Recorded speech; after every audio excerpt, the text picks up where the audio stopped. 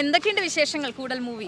കൂടൽ movie ഇപ്പോൾ നീയ പറഞ്ഞ മാതിരി തന്നെ നമ്മൾ കേരളത്തിൽ ആദ്യമായിട്ടായിരിക്കും ഇങ്ങനെ സ്ട്രേഞ്ചേഴ്സിൻ്റെ ഒരു ക്യാമ്പ്, ആ ക്യാമ്പിനെ ചുറ്റിപ്പറ്റിയുള്ള കഥകളും അതൊക്കെ വരുന്നത്. അപ്പോൾ ഇതിൽ ഭയങ്കര ഒരു എനിക്ക് എന്താ പറയുക, നമ്മൾ ശരിക്കും എല്ലാവരും തിയേറ്ററിൽ തന്നെ പോയിട്ട് കണ്ട് അത് ചെയ്യണം, ആസ്വദിക്കണമെന്നേ പറയുള്ളൂ. കാരണം അത്രയ്ക്ക് വൈബാണ്. പാട്ട് നല്ല 2-4 പാട്ടുകൾ, നല്ല കിടിലൻ സോങ്സുകളുണ്ട്. അതുപോലെ തന്നെ ഫൈറ്റ് ആണെങ്കിലും എല്ലാത്തിനും നമുക്ക് ഫൈറ്റുണ്ട്. ഫൈറ്റിലാണ് നമ്മൾ ഫൈറ്റൊക്കെ നല്ല രീതിയിലുള്ള ഫൈറ്റ്. യെസ്. അത് വ്യത്യസ്തമായിട്ടുള്ള എനിക്ക് ഭയങ്കരമായിട്ട് തോന്നിയിട്ടുള്ളത്, നമ്മൾ പണ്ടൊക്കെ നമ്മൾ മാഫിയ ശശി എന്നൊക്കെ പറഞ്ഞ് കേൾക്കുന്ന സമയത്ത് എൻ്റെ കുട്ടിക്കാലത്തൊക്കെ വലിയ എന്തോ ഒരു ഭീകരജീവി എന്നുള്ള രീതിയിലായിരുന്നു നമ്മൾ കണ്ടുകൊണ്ടിരുന്നത്.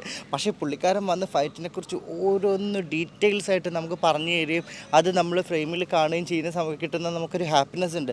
അത് നമുക്കിവിടെ ഈ ഒരു മൂവിയിൽ കിട്ടിയിട്ടുണ്ട്. അപ്പോൾ അത്രയും നല്ലൊരു രീതിയിൽ നമ്മൾ ഡയറക്ടേഴ്സ് ആണെങ്കിലും അതുപോലെ തന്നെ അസിസ്റ്റൻസ് ആണെങ്കിലും ക്യാമറയൊക്കെ ആണെങ്കിലും വളരെ നമുക്ക് അതെ വിപിൻ. കാരണം വെച്ചാൽ വിപിൻ എന്താ വെച്ച് കഴിഞ്ഞാൽ ഫ്രണ്ട്ലി മാത്രമല്ല, വിപിൻ്റെ ഒരു പ്രത്യേകത എന്താ വെച്ച് കഴിഞ്ഞാൽ പുള്ളിക്കാരൻ ആ വയ്യാത്ത കാലം വെച്ചിട്ട് എന്തും ചെയ്യാൻ റെഡിയാണ്. എന്ത് ചെയ്യാനും റെഡിയാണ്.